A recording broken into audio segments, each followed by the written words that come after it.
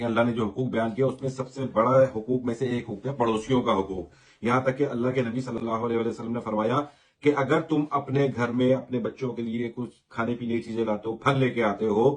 تو اور اگر تمہارے پاس اتنا پیسہ نہیں ہے کہ تم اپنے پڑوسیوں کا بھیج سکو،